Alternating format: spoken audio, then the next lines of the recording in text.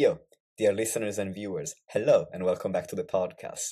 For the first time ever, I missed my usual Friday podcast release date last week. I've been really busy looking after my current and brand new clients, which is great. I love that my business is doing so well. But also, I refuse to record a mediocre podcast, so I thought I would wait to have the time to make valuable content instead of uploading something for the sake of it. Anyway, I'm back now and ready to discuss today's topic, which is training plateaus and how to overcome them. I want to cover the definition of a plateau, the most common causes of training plateaus that I've seen and experienced firsthand as an athlete and a coach, and their potential solutions. First, I'm going to start with the definition. A real training plateau is a trend. It's not a one-off occurrence. A single bad session or bout of exercise performance isn't a plateau. The reason for this is that your performance on any given day can be influenced by several short-term factors, such as poor sleep, excessive hunger, high stress, mental or physical fatigue, and your menstrual cycle. And obviously, illness and injury as well. Now, a true plateau occurs when your performance on a lift or across multiple lifts fails to improve for several consecutive sessions. So if one workout or a single lift doesn't go your panic, if one workout or a single lift doesn't go your way, do not panic. Track it so that you can identify a trend if need be, and then move on. Next, I want to cover the difference between training plateaus and understandably slower progress. Depending on your training experience, your current nutritional phase, and where you are in your current program, what looks like a plateau may not actually be one. So in terms of training experience, beginners progress faster than intermediate lifters, who in turn progress faster than advanced lifters. So if you're transitioning from the beginner stage into the intermediate stage, or from the intermediate stage into the advanced stage, you may not be aware that you're making that transition. Nobody knows it. It doesn't happen on a single day. It's something that happens gradually over time. The thing is, since you can't expect it, you're going to expect to progress at your usual rate. So, as a result of that, you may assume that you've plateaued. But in reality, if you've made a transition, your rate of progress has simply slowed for that particular muscle group because that muscle group has now reached a more advanced stage of development. Let me take a quick detour to explain the difference between level of advancement of your training career and level of advancement muscle to muscle. So far, I've referred to beginner, intermediate, and advanced lifters, and a lot of other coaches in the industry use this same language. If we want to be really precise, not everybody trains every single muscle to the same extent for the entire duration of their training career. For example, a beginner might not directly train their biceps and their triceps for the first 6 months of training, but they might train their back and their chest. So in 6 months, their back and their chest are, let's say, at the intermediate level. I am pulling numbers out of my butt when it comes to the specific timeline, just for the sake of the example.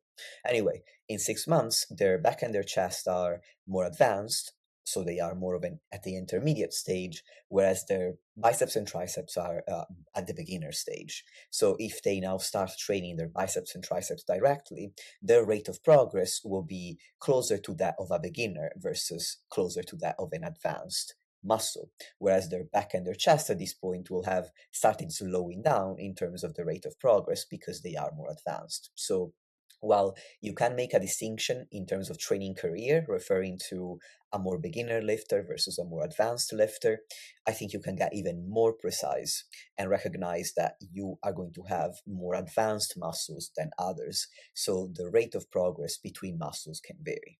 Having covered training experience, I also want to cover a common misconception, which is that you cause progressive overload. In fact, there are some programs that specifically will instruct you to do your best to achieve progressive overload. Now, I'm not saying this is completely incorrect, but it is only partially true. It's true that you do need to push yourself to add reps or weight over time. If you don't even try and you keep doing 3 sets of 10 forever, at some point this will stop being progressively overloading. However, progressive overload is also the phenomenon that allows you to add reps or weight in the first place. So you don't just add reps or weight because you want to. It's the progressive overload that occurred from previous sets and reps and sessions that enables you to do more. So if you're doing everything right, if you're training hard, you're recovering well, and you're eating appropriately, yet your reps and your load haven't changed for a few sessions, that doesn't automatically mean that you've stalled or that you're not trying hard enough to achieve progressive overload. It may simply mean that the reps and the weight that you're using are still providing progressive overload. They're still providing enough stimulus for growth. And once you've built as much muscle as your current performance can help you build, the extra rep or the additional load will follow, because you will have maximized the amount of progressive overload that you can achieve with these reps at this load. In addition to that, your nutritional phase can also dictate the pace of progress. Progress tends to happen faster when you're at maintenance calories or in a surplus than when you're in a deficit. So if you have been dieting for several months and your performance isn't improving at the same rate as it did before the diet, that's normal. In this time, you may have lost body fat, accumulated mental and physical diet fatigue, and reduced your recovery capacity, especially if you've lost a considerable amount of body fat or if you've been dieting for several months. Alternatively, your performance may actually be improving relative to your body weight, but you're just not looking at it that way. As an example, let's say that you weigh 150 pounds and you lift 50 pounds for 10 reps at the start of your diet. Then 4 months later, you weigh 136 pounds, you've lost 14 pounds, and you lift 50 pounds for 10 reps. At first glance, it looks like nothing has changed because you're still lifting 50 for 10 reps. But you're actually lifting pound for pound more weight because you're doing the exact same weight for the same reps as when you were 14 freaking pounds lighter. So pound for pound, you've gotten stronger. So make sure that you're assessing your performance through the right lens, which is the lens of not absolute gains, but gains relative to your current body weight. Last but not least, any significant change to your training or lifestyle can temporarily stall or even reduce your performance, meaning worsen your performance, while your body is adapting. Now, when I'm talking about significant changes, what I mean are changes like you're increasing your training frequency. You were training twice per week, now you're training 3 or 4 times. Or you're increasing your weekly set volume by 20% or more. So if you were doing 10 sets, now you're doing 14 or more. 12 or more. Math. Anyway, another that I would consider significant is switching from training in the evening to training in the early morning, or vice versa, or starting a much more physically or mentally demanding job.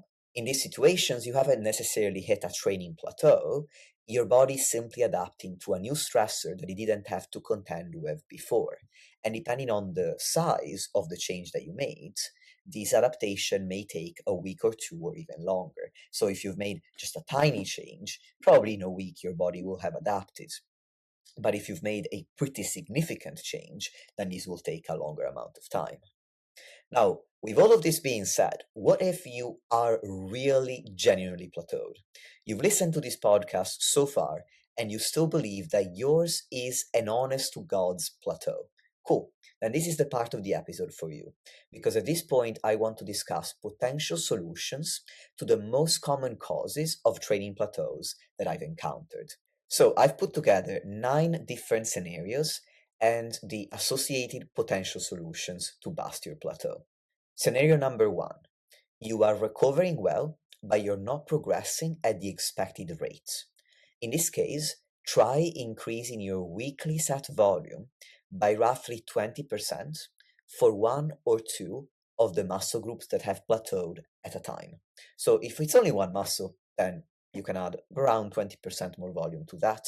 If it's 4, 5, or more muscle groups, then I wouldn't increase the volume for more than one or two at a time because, well, you simply might not have the time to do it, but you might also exceed your recovery capacity and your ability to adapt to such a big change across the board. As an alternative to increasing your volume, you want to train closer to failure. And if you're recovering really well with the volume increase, you can do both. You can both increase the volume and you can also train to failure. The second scenario is that you are consistently run down and under recovered. So the first port of call here is to take a deload. And if you want to learn more about deloads, I actually wrote an article about it on my blog, so I'm going to put a link to that in the show notes. The third scenario is that you did deload, but it didn't help. This could be down to lifestyle factors like your sleep and current life stress. If these are really high, that's probably the reason why the training program is no longer progressing. It's because you can't recover from it and you're not going to grow from what you cannot adequately recover from. So if your sleep and your life stress aren't likely to improve anytime soon, you want to temporarily reduce your weekly volume or train a little further from failure until your recovery capacity increases again because your lifestyle is less demanding. The fourth scenario is that you have plateaued on one exercise, not across the board. If all the exercises for that particular muscle group are going well, except for this one, and you've also been performing this one for several months, then I would consider first increasing the number of reps that you're doing for a period of time. Sometimes that's enough to recover from the plateau. Oh, I said increase. I meant to say change. So if you've been doing 5 to 10 reps, you might do 12 to 15. If you've been doing 12 to 15, you might go down to 5 to 10.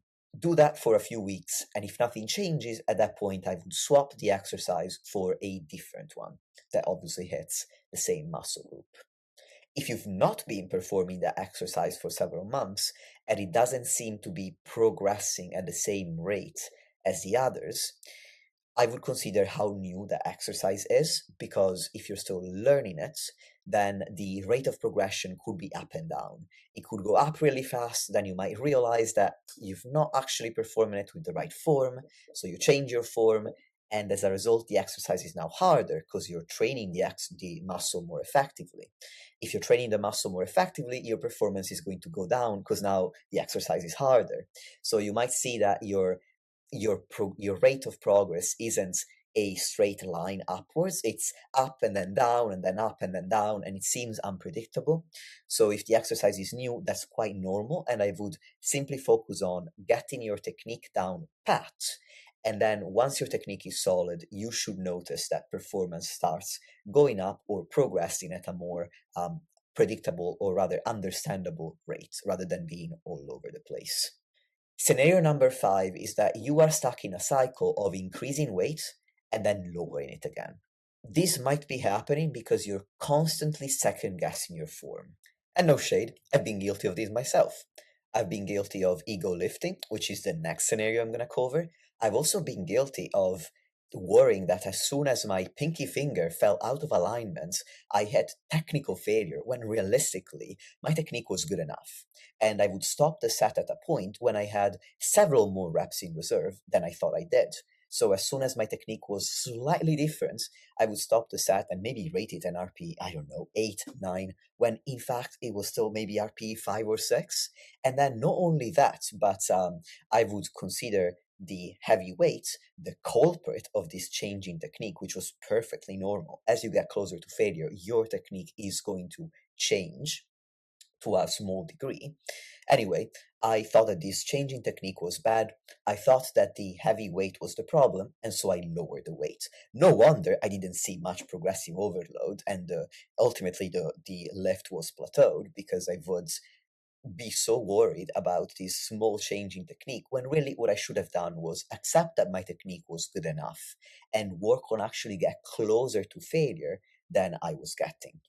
So if you're like me, and you're the kind of person who really wants to get the lift right, who watches all of the YouTube videos, to get the form correctly, who practices the lift over and over again, and you're in this situation where you go up in weight for a while and then you bring it back down to where it was 6 weeks ago because you're suddenly worried about your technique, then you're probably not training as close to true muscular failure as you think, because you stop the set when you think that you've hit technical failure or you're close to technical failure, but your standards for technical failure are too high.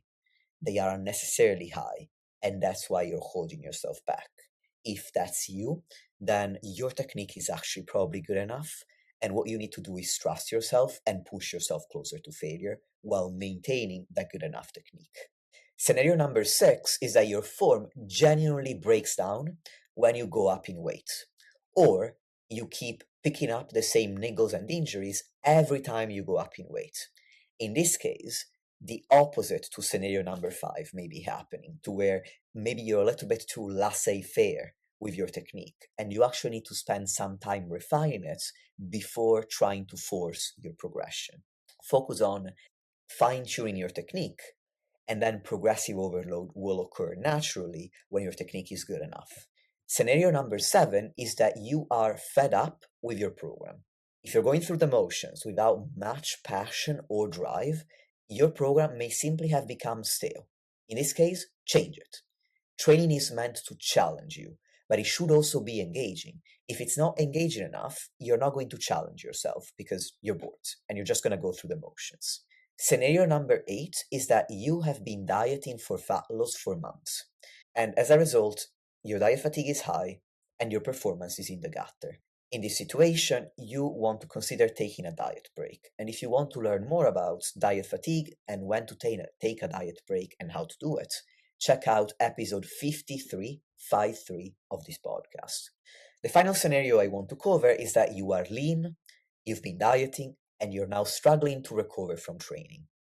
This happens because as body fat levels get lower and your psychological and physiological diet fatigue increase, recovery can worsen, especially if you're already lean and you're trying to get leaner. If you have obesity or you're overweight, this is unlikely to happen at the same rate as it would happen if you were leaner. Over months and months of dieting, you might see that your performance is going down, but often when somebody carries excess body fat, performance actually increases as you lose body weight because the benefits of losing fat outweigh the negatives of being in a calorie deficit. In any event, if you are in this situation, a diet break alone may not be enough for you. You may need to also adjust the program itself by reducing training volume or using less fatiguing exercises, which could be replacing some of your free weight movements with machines or cables, which tend to be a little bit less fatiguing. So I've covered a lot of scenarios. The last thing I want to cover is how to know if you've made the right change. And the best way to find out is to watch the trend. If you've identified the problem and you've applied the right solution, your performance may start moving in the right direction again within a couple of weeks, if not even earlier. Importantly, my advice is focus on one solution at a time, because if you try to implement many of the solutions I've listed all at once, you're not going to know which one did the job, if any. And with that, this is a wrap for today's podcast. If you want to work with me, you can click on the link in the show notes to read more about my services and to apply for coaching. Thanks for tuning in, and I'll talk to you next time.